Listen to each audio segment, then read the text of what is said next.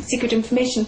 The thing is, it's all out there. It's all out there if you just read the pandemic plans, you read the international health regulations and so on.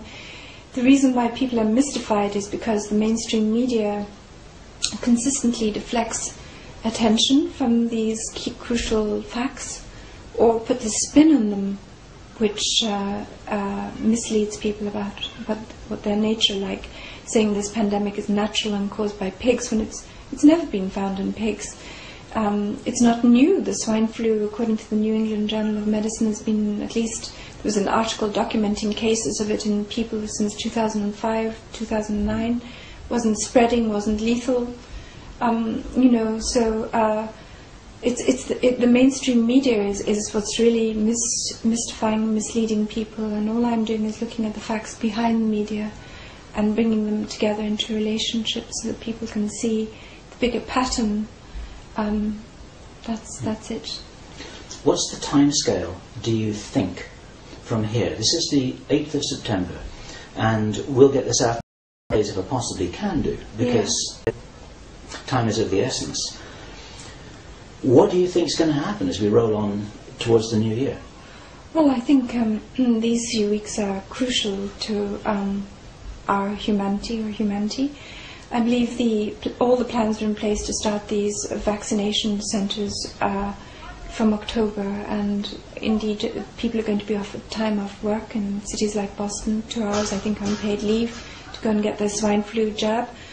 Kids are going to be offered it free or whatever. So everything's going to be done at first to persuade people to take this vaccine. And this already, we have to stop that. We have to make sure the protest is significantly large, that these vaccine centres do not stop injecting children, the gullible, the uninformed, or whatever, with disease which can then be transmitted to other children sitting in schools, to their parents, and then to the colleagues at work. It's a perfect place to spread it all in schools. Absolutely. Unfortunately, in the army is another place. The soldiers are very vulnerable. They seem to be the first ones as well to get these mass forced vaccinations. So we don't have a minute to lose. It's going to be too late when the calls finally come through, the forced vaccinations demands come through, barring a miracle. So far they haven't managed to spark the virulent pandemic they hoped to. In April, I think they really hoped that they had set free a virus that was going to mutate and become very virulent, and they didn't manage it, and maybe they won't manage it this time either. But the more people they vaccinate, the greater the chances are that they really will spark a lethal pandemic. Bear in mind, Baxter's 72 kilos of live bird flu virus is still in the company's possession and could be put into the vaccines here. And if every Austrian or every third or second Austrian gets it, it spreads rapidly to Germany, to Czech Republic, to Slovenia, to Poland, and will kill many, many people. Well, it spreads almost instantly nowadays in these days of modern travel. I mean, in 1918, people were travelling by steamships, and this is rather different now. Yes, and particularly because of schools and workplaces and so on. So I think we don't have that much time. I think they want to, or reckoning with being able to move towards forced vaccinations towards the end of the year, maybe kind of gradually from November, December, January. But I think we have to stop even the voluntary mass vaccinations starting from October. So, what's your message to people here? Because some people will be watching this thinking, right, I'm going to get my colloidal silver and everything else, and I'm not going to be vaccinated, and thanks for the information.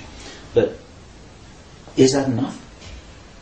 Well, I personally believe it isn't, because we're in a situation here where even if you have your colloidal silver and your face mask, your neighbour might get vaccinated, or you might be in contact with somebody at work. So it's in the interest of everybody to try and stick together and do things like protest outside the vaccine centres, protest to make sure schools stay closed. There's no reason to keep them open, or if kids have to go to these schools, they should be given face masks and other sensible measures to protect them in school from these viruses. So I believe that we should all be looking out for each other, because ultimately we're looking out for our own interests when we stop this pandemic from being ignited and gathering speed. However, if all you're willing to do is take the colloidal silver and the face mask, fine, as long as you're willing then, when the order comes for you to take it or to go to quarantine, to resist at that point, or be faced with being imprisoned or whatever. At that point, I would suggest it's getting a little bit late. How much support are you getting personally? How do you feel? Because you're like a lonely soldier here fighting this in Austria, sort of unconnected, at least physically, with the rest of the world. What is it that sustains you and keeps you going and gives you the strength to keep on fighting? Because it's not easy, is it? Well, I have to say I look at the evidence and I see that there is a real threat also to me. I mean, I am also going to be one of the people who could be infected by this pandemic virus, or could be forced to take this vaccination, and stamped a criminal if I don't take it. And this is not a very palatable kind of prospect, and it's not exactly how I, want to spend my time, ill or sick or prematurely dead from something like this. So I'm motivated also by self-interest, as well as the desire to see other people, of course, freed from this threat. But do you have a team who are working with you? Do you feel supported logistically, emotionally, financially? Or is it just really that you're just standing alone here in Vienna? Oh no, I mean, I have Johan Niklason in Switzerland has volunteered to put up my website. I met him the other day, he's a wonderful man. Yes, and he's done great work and put up a wonderful website, and and a lot of people support and send emails and reports and information that I put up on my website and so on. Here in Austria, there's somebody who has an email database of 140,000 emails who's starting to send out information, so even the Austrians are getting to hear of what's happening. So I certainly feel not alone. However, there's no doubt about it that I, for example, have very little financial resources or whatever, and I, more or less have to try and scrape by, and this limits how effective I can be. I can't cover countries or outside of Europe, or try and launch the kind of legal action that I would have wished to launch, the injunctions in places like Africa or Latin America.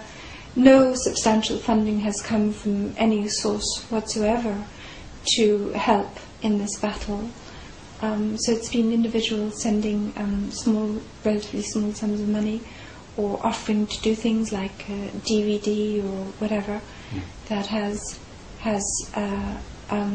nevertheless been very, very important. And you're personally contactable. If there's anyone watching this now who's able to offer material support, in a position to do that, they can reach you through your website, right? Yes, so they can just find my email address. I am certainly very visible, I think, for anybody who wants to actually, contact me.